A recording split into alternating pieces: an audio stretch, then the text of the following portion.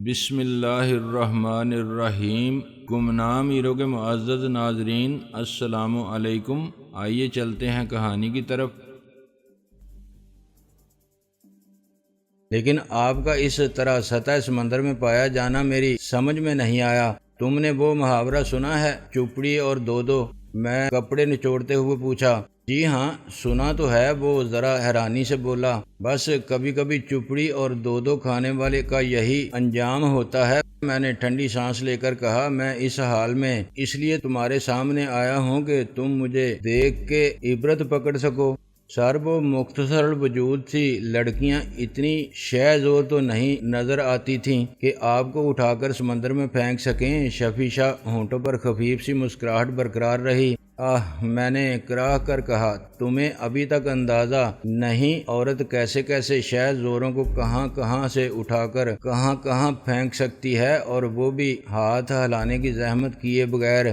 اس دوران نیچے سے ایک شخص میرے لیے بڑا سا تولیہ لے آیا۔ اسے لپیٹ کر میں نے عرشے سے اترتے ہوئے کہا، چلتے ہیں۔ وہ میرے پیچھے پیچھے سیڑھیاں اترتے ہوئے بولا، میں سمجھ رہا تھا کہ آپ بدستور پرنسس پر ہی ہیں، اس میں تمہارا کوئی قصور نہیں۔ میں نے کہا، میں آپ کو اور ان دونوں لڑکیوں کی تمام نقل و حرکت پر نظر رکھے ہوئے تھا۔ شفیشہ بولا۔ تمام نقل و حرکت پر؟ میں نے چونکتے ہوئے فقرہ کاٹ کر پوچھا۔ وہ ذرا جھینپ کر بولا، میرا مطلب ہے جب تک آپ سامنے تھے اس وقت تک میں نے آپ لوگوں کی نقل و حرکت پر نظر رکھی، اس کے بعد آپ تینوں نیچے چلے گئے، پھر مجھے پتہ نہیں آپ کب پانی میں اترے۔ شاید آپ بوٹ کے دوسری طرف سے اترے تھے یا پھر آپ کو پھینکا گیا تھا۔ نہیں، میں نے رضاکارانہ طور پر چھلانگ لگائی تھی۔ ایک طویل ڈبکی لگا کر سر پانی سے نکالا تو وہ مجھے چھوڑ چھاڑ کر بھاگ چکی تھیں۔ مجھے اس وقت شرم سے ڈوب مرنا چاہیے تھا، لیکن میں تیرتا ہوا تمہارے پاس آ گیا۔ ڈٹائی اسی کا نام ہے۔ ہم نیچے کیبن میں پہنچ چکے تھے۔ شفیع میری آنکھوں میں جھانکتے ہوئے سنجیدگی سے بولا، یہ محض چنچل امیر زادیوں کی شرارت معلوم نہیں ہوتی؟ میرا خیال ہے یہ آپ کو نہایت صفائی سے، نہایت غیر تشددانہ انداز میں قتل کرنے کی کوشش تھی۔ دلوں کے بید اللہ جانتا ہے، میں نے درویشانہ انداز میں آسمان کی طرف انگلی اٹھا کر کہا۔ بہرحال ابھی بات ختم تو نہیں ہوئی۔ جو سوال تمہارے ذہن میں ابھرا ہے یہ میرے ذہن میں بھی ڈانک مار رہا ہے۔ اس سوال کا جواب لینے کے لیے مجھے دوبارہ ان نوجوان معزز خواتین کے پاس جانا ہے۔ میرے یہ کہنے سے پہلے ہی ٹرالر پرنسس کے تعاقب میں روانہ ہو چکا تھا، جس کی روشنیاں جزیرے کی روشنیوں کے قریب پہنچتی دکھائی دے رہی تھیں۔ ایک لمحے کی خاموشی کے بعد شفیع شاہ نے پوچھا، بوٹ پر خطرے والی کوئی بات تو نہیں؟ ان چھوٹی چھوٹی لڑکیوں سے بڑا خطرہ اس بوٹ پر کوئی نہیں ہے۔ وہ مجھے جتنا نقصان پہنچا سکتی تھیں پہنچا چکی ہیں، اب ذرا جا کر ان سے دو باتیں کرنی ہیں۔ میں نے کہا، کیا آپ جزیرے پر بھی دوبارہ جائیں گے؟ اس نے پوچھا۔ میں حالات دیکھ کر فیصلہ کروں گا، میں نے جواب دیا۔ جانا تو پڑے گا۔ جزیرے پر میری آمد کا جو مقصد تھا ابھی تو اس کے پورے ہونے کے دور دور تک کوئی آثار نظر نہیں آئے۔ اگر جزیرے پر آپ اچانک کسی خطرے میں پھنس گئے تو میری سمجھ میں نہیں آ رہا کہ ہم کنارے پر رہتے ہوئے کیا کر سکیں گے۔ میرا خیال ہے ہم لوگوں کو قاسم بجلی کے مکان کے آس پاس ہی موجود رہنا چاہیے۔ شفیع شاہ پر خیال لہجے میں بولا۔ ویسے تو وہ مکان بھی اتنا بڑا ہے کہ 10-20 آدمی اندر قتل ہو جائیں تو ان کا بھی دور دور تک کوئی نشان نہیں ملے گا۔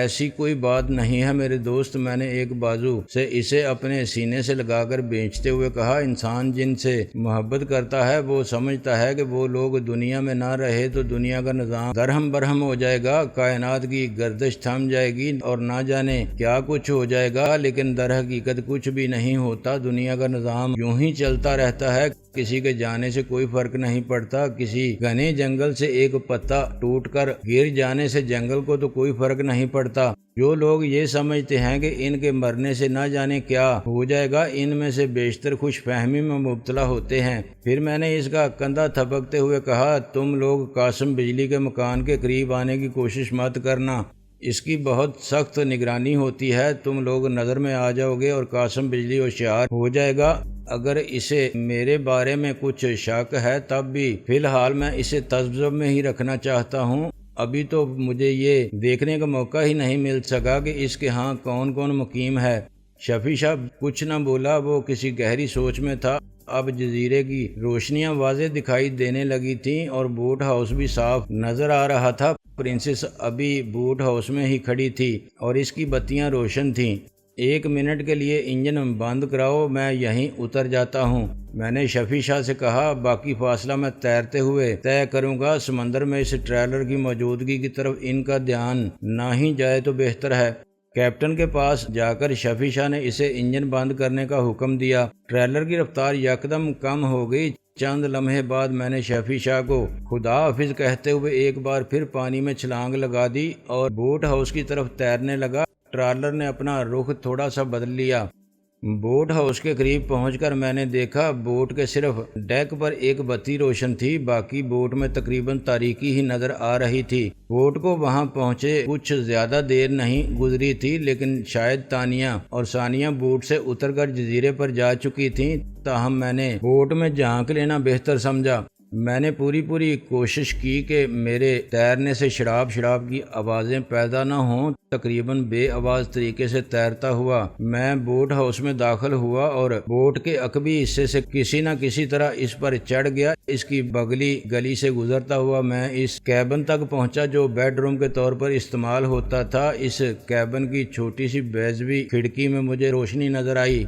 نہایت محتاط انداز میں اس کھڑکی سے آنکھ لگا کر میں نے اندر جھانکا تو ایک لمحے کے لیے گویا میرا دماغ گھوم گیا۔ ایک انار 100 بیمار والا محاورہ تو میں نے بارہا سنا تھا، لیکن اس وقت اندر ایک انار 2 بیمار والا معاملہ تھا۔ وہی سب کچھ جو کچھ دیر پہلے مجھ پر بیت چکی تھی اب اس موٹر بوٹ کے کیپٹن پر بیت رہی تھی۔ اس کی سفید وردی جس پر کہیں کہیں گریس کے دھبے تھے ایک طرف پڑی تھی، وہ 6 فٹ سے بھی نکلتے ہوئے قد کا ایک تنومند اور مضبوط نوجوان تھا۔ اس کی رنگت گہری سانولی تھی۔ اس وقت اس کا آبنوسی جسم پسینے میں بھیگا ہوا تھا۔ میں تانیہ اور ثانیہ کی بھوک پر حیران تھا۔ وہ واقعی خونخوار بلیاں تھیں، اپنے آس پاس پائی جانے والی ہر چیز چٹ کر سکتی تھیں۔ معیار اور مرتبے کا خیال کیے بغیر انہیں اس بات کی بھی پرواہ نہیں تھی کہ بوٹ اس وقت بوٹ ہاؤس میں ہی کھڑی تھی۔ چند قدم دور ساحل پر ان کے باپ کے غلام نما ہرکارے ٹہلتے رہتے تھے۔ یوں تو ان کا ایک معمولی کارندہ ہی تھا۔ تانیہ اور ثانیہ خود ہی مجھے بتا چکی تھیں کہ انہیں اسٹیٹ سے آئے زیادہ عرصہ نہیں گزرا تھا، لیکن اگر ان کی برق رفتاری کا یہی عالم تھا تو نہ جانے ان کے محل نما مکان کے اندر اور آس پاس بکھرے رہنے والے کرندوں میں سے کون ان کی لامحدود عنایات سے فیض یاب ہو چکا تھا۔ میں نے کھڑکی سے نظر ہٹا لی۔ بلا ضرورت کسی کی خلوت میں جھانکتے رہنا کوئی اچھی بات نہیں تھی۔ میں دیوار سے ٹیک لگا کر کھڑا ہو گیا اور نہایت صبر و سکون سے حالات معمول پر آنے کا انتظار کرنے لگا۔ کیبن چاروں طرف سے بند تھا، اس کے باوجود خفیف سی حیوانی آوازیں باہر سنائی دے رہی تھیں۔ آخر آوازیں تھم گئیں اور گہرا سکوت چھا گیا۔ میں نے مزید کچھ دیر انتظار کیا۔ سکوت برقرار رہا، صرف سمندر کی لہروں کا مخمور شور ایک ردم کے ساتھ سنائی دے رہا تھا۔ میں گھوم کر کیبن کے دروازے تک آیا۔ میں نے یہ دیکھنے کی زحمت نہیں کی کہ دروازہ مقفل تھا یا نہیں۔ میں نے اس پر ایک زوردار لات رسید کی۔ میرے لاشعور کے کسی گوشے میں جنجناہٹ موجود تھی۔ دروازہ فوراً کھل گیا اور میں اندر جا پہنچا۔ وہ تینوں بیڈ کے بجائے فرش پر دراز تھے، مصری ممیوں کی طرح سیدھے لیٹے ہوئے تھے، لیکن زندہ تھے اور حنوط شدہ نہیں تھے۔ نوجوان کیپٹن ہڑبڑا کر اٹھا اور اپنی وردی کی طرف لپکا۔ تانیہ اور ثانیہ نے اس قسم کی کوئی زحمت کرنے کی بھی ضرورت نہیں سمجھی۔ انہوں نے کاہلی امیز سے انداز میں نیم با آنکھوں سے میری طرف دیکھا۔ وہ دونوں واقعی اعلیٰ نسل کی کوئی ایسی بلیاں نظر آ رہی تھیں جو گھر کا سارا دودھ پی گئی تھیں۔ تم نے ابھی تک اسے سمندر میں ڈبکی لگانے نہیں بھیجا؟ میں نے نوجوان کیپٹن کی طرف اشارہ کرتے ہوئے تانیہ اور ثانیہ کو مخاطب کیا۔ دونوں نے کوئی جواب نہ دیا، صرف مخمور اور تھکے انداز میں ہنس کر رہ گئیں۔ دونوں کی مرمری انگلیوں میں دبے ہوئے تھے اور کیبن میں چکراتے ہوئے دھوئیں کی بو آ رہی تھی کہ سگریٹ چرس کے بھرے ہوئے تھے۔ ہیروئن سے بھرے ہوتے تو میں بو سے اندازہ بھی نہ لگا پاتا۔ لڑکیاں سمجھدار تھیں، جلدی مرنا نہیں چاہتی تھیں۔ وہ مجھے دیکھ کر ذرا بھی پریشان یا تشویش زدہ دکھائی نہیں دے رہی تھیں۔ انہیں گویا یاد بھی نہیں رہا تھا کہ وہ مجھے مرنے کے لیے یہاں سے میلوں دور سمندر میں چھوڑ آئی تھیں۔ وہ ایک بار مجھے سرتاپا جائزہ لے رہی تھیں اور ان کی آنکھوں میں ایک نئی لہر ابھر آئی تھی۔ ان کے کبھی مطمئن نہ ہو سکنے والے قیامت خیز ذہنوں میں شاید پھر کوئی خیال جنم لے رہا تھا۔ میں کانپ کر رہ گیا۔ خدایا رحم، یہ کیا بدتمیزی ہے! میں ایک کھردری اور مردانہ آواز سن کر چونکا۔ میں نے گردن ذرا موڑ کر دیکھا۔ نوجوان کیپٹن مجھ سے مخاطب تھا۔ وہ کھینچ تان کر کسی نہ کسی طرح وردی الٹی سیدھی جسم پر ٹانک چکا تھا اور خوش غمگین نظروں سے مجھے گھور رہا تھا۔ یقیناً کئی پہلوؤں سے اپنے جسم کی مضبوطی اور اپنے قد کاٹ کا اندازہ تھا۔ اس کے باوجود میں اس کی جرت پر حیران ہوئے بغیر نہ رہ سکا۔ آخر وہ محض ایک نجی بوٹ کا کیپٹن تھا۔ پھر مجھے احساس ہوا کہ اسے اپنی اوقات بھولنے کا پورا حق حاصل تھا، جس پر مالک کی بیٹیاں آخری حد تک مہربان تھیں۔ اس کی خودی تو بلند ہونی ہی چاہیے تھی۔ میں نے اس کا سرتاپا جائزہ لیتے ہوئے سرد لہجے میں کہا، وردی پہن کر کچھ معزز نظر آنے لگے ہو، مگر اتنے نہیں کہ مجھے تمیز سکھانے لگو۔ تمہیں جرت کیسے ہوئی بیویوں کی اجازت کے بغیر اس وقت اس کیبن میں گھسنے کی؟ وہ چیخا۔ وہ مٹھیاں بینچیں میرے سر پر چڑھا آ رہا تھا۔ شاید وہ بیویوں کے سامنے اپنی کارکردگی سے مطمئن نہیں تھا، انہیں مزید بھی کچھ کر کے دکھانا چاہتا تھا۔ جاؤ وہیل روم میں جا کر انجن کا تیل وغیرہ چیک کرو، میں نے اس کا کندھا تھپکتے ہوئے پیار سے کہا۔ مجھے تمہاری بیویوں سے کچھ پرائیویٹ بات چیت کرنی ہے۔ پرائیویٹ کا بچہ، اس نے کچھ اور بڑکتے ہوئے میرا ہاتھ جھٹک دیا۔ دوسرے لمحے میرا نہایت نپا تلا اور بھرپور گونسا اس کے منہ پر پڑا۔ کیبن کشادہ تھا مگر بہرحال بوٹ کا کیبن تھا، زیادہ لمبا چوڑا نہیں تھا۔ وہ اچھل کر ایک چوبی دیوار سے جا کر ٹکرایا اور دھپ سے فرش پر گرا۔ اس کے ذرا بھی سنبھلنے سے پہلے میں نے بجلی کی سی تیزی سے بڑھ کر اس کی گردن پر پاؤں رکھ دیا۔ وہ بری طرح تڑپا مچلا، اپنی گردن سے میرا پاؤں ہٹانے کے لیے دوہرا ہو گیا، لیکن مسئلہ یہ تھا کہ وہ جتنا زور لگاتا تھا اتنا ہی اس کے نرخرے پر دباؤ بڑھتا گیا۔ اس کی آنکھیں حلقوں سے باہر نکل آئیں۔ آخرکار اس نے میری ٹانگ چھوڑ دی اور بری طرح ہاتھ پاؤں مارنے لگا۔ میرے خیال میں اس کے لیے اتنا ہی کافی تھا۔ شاید اسے معلوم ہو گیا تھا کہ طاقت کسے کہتے ہیں۔ میں نے اس کی گردن پر دباؤ ذرا کم کر دیا کہ کہیں وہ مر ہی نہ جائے۔ اس دوران وہ دونوں مردم خور بلیاں اٹھ بیٹھی تھیں اور عذرائے کرم انہوں نے سوئمنگ کاسٹیوم کو شرف قبولیت بخشتے ہوئے اپنے جسموں پر سجا لیا تھا۔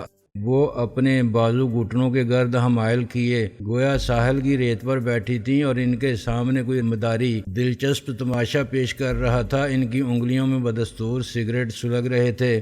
آخرکار تانیہ منمنائی، چھوڑ دو بیچارے کو، مر جائے گا، اس کی بوڑھی ماں بد دعائیں دے گی۔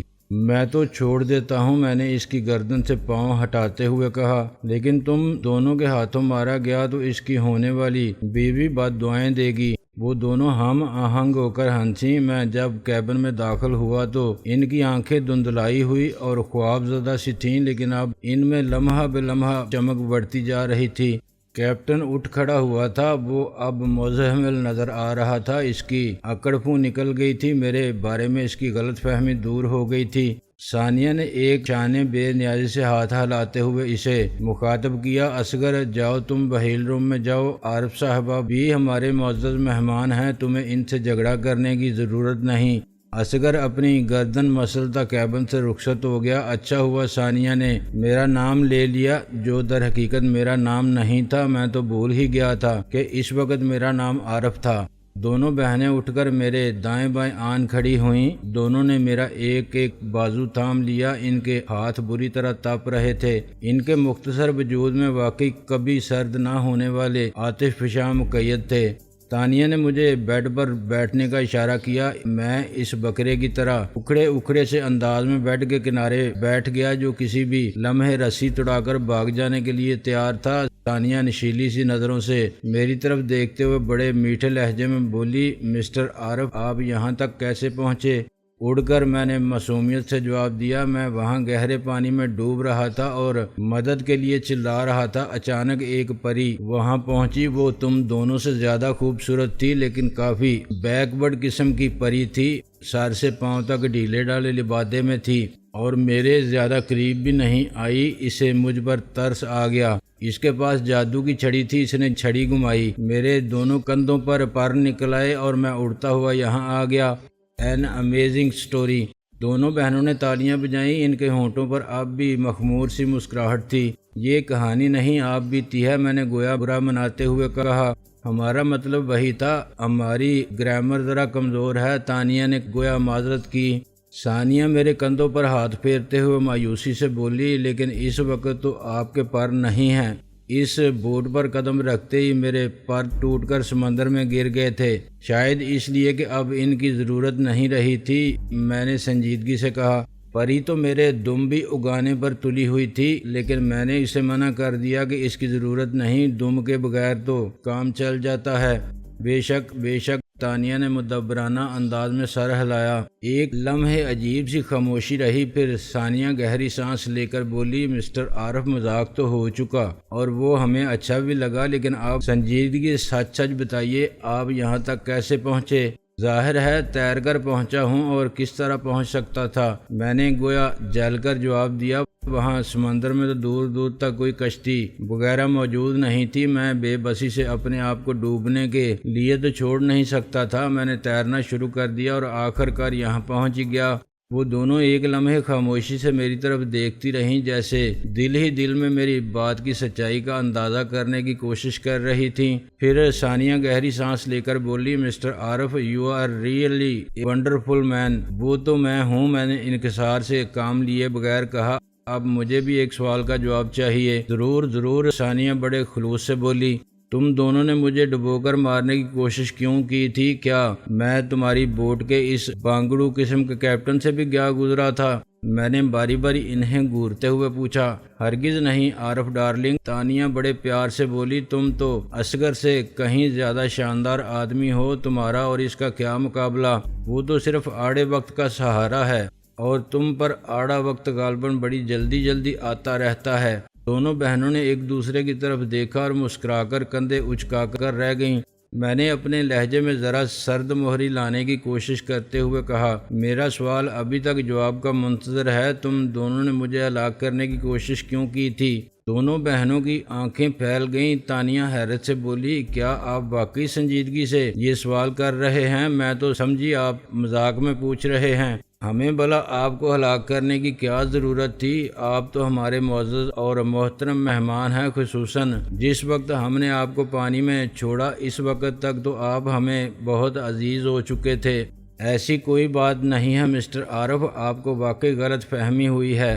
اس بار ترجمانی کے فرائض ثانیہ نے سنبھال لیے۔ ہم نے آپ کو ڈوبنے کے لیے وہاں نہیں چھوڑا تھا، ہمیں معلوم تھا کہ آپ ڈوبنے والی چیز نہیں ہیں، ہم آپ کی مضبوطی کو آزمانا چاہتے تھے، دیکھنا چاہتے تھے کہ آپ تیر کر یہاں پہنچ سکتے ہیں یا نہیں۔ ہمیں 90% یقین تھا کہ آپ پہنچ سکتے ہیں، صرف 10% شک تھا۔ اب آپ پہنچ گئے ہیں تو وہ 10% شک بھی ختم ہو گیا ہے۔ تو کیا اب مجھے کوئی ایوارڈ وغیرہ ملے گا؟ میں نے چبھتے ہوئے لہجے میں پوچھا۔ ہم دونوں کیا کسی ایوارڈ سے کم ہیں؟ عارف صاحب اپنی اور تانیہ کی طرف اشارہ کیا۔ یہ دونوں ایوارڈ تو میں حاصل کر چکا ہوں۔ بعض ایوارڈ جتنی مرتبہ بھی ملیں کم ہوتے ہیں۔ کیا آپ ابھی اس خیال سے متفق نہیں ہوئے عارف صاحب؟ تانیہ نے لقمہ دیا اور ترچھی نظروں سے میری طرف دیکھا۔ ان ایوارڈز کی کیا بکت ہو سکتی ہے جن سے گھر کے نوکر بھی کھلونے کی طرح کھیلتے پھرتے ہیں؟ میں نے کہا۔ پہلی مرتبہ میں نے دونوں بہنوں کے چہروں پر ایک عجیب سی تغیر آتے دیکھا۔ پھر ثانیہ کندھے اچکاتے ہوئے بولی، ہم دونوں بہنیں طبقاتی امتیاز کی قائل نہیں ہیں، دل جس پر آ گیا سو آ گیا۔ یہ دل آنا نہیں، کچھ اور ہے۔ چلیے کچھ اور صحیح، اس سے کوئی فرق نہیں پڑتا، ثانیہ بولی۔ دراصل آپ دونوں عظمت کردار کی ان بلندیوں پر فائز ہو چکی ہیں کہ اب آپ کے لیے کسی بھی بات سے کوئی فرق نہیں پڑتا۔ پھر ایک لمحے کے توقف سے میں نے پوچھا، اگر آپ کے والد صاحب کو پتہ چل جائے کہ آپ کی بوٹ کا کیپٹن آپ کے لطف و کرم اور عنایات سے کس حد تک مستفید ہو رہا ہے تو ان کا رد عمل کیا ہوگا؟ کوئی خاص نہیں، تانیہ بے پرواہی سے بولی، وہ کہیں گے کوئی بات نہیں، بچیاں ہیں، یہی تو ان کے کھیلنے کھانے کے دن ہیں۔